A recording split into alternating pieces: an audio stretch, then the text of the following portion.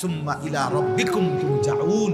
আল্লাহ কোরআনে বলেন, হে নবী আপনি বলে দেন তোমাদের সকলকে আমি আল্লাহর পক্ষ থেকে নির্ধারিত ফেরেশতা মালাকুল মউত আজরাইল তোমাদের মৃত্যু ঘটাবেন এবং অতঃপর তোমরা সকলেই ইলা রাব্বিকুম তুরজাউন, তোমাদের রবের কাছে ফিরে যাবে।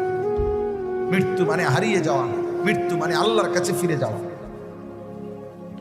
কোরআনুল কারীমের মধ্যে আছে আল্লাহ বলেন, ফাকাশাফনা আনকা গিতাআকা ফাবাসারুকা আল-ইয়াওমা হাদীদ।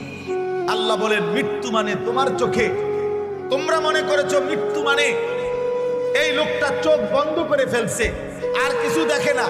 আল্লাহ বলে না বান্দা, দুনিয়ার এই অংশ থেকে আমি তার চোখ বন্ধ করছি।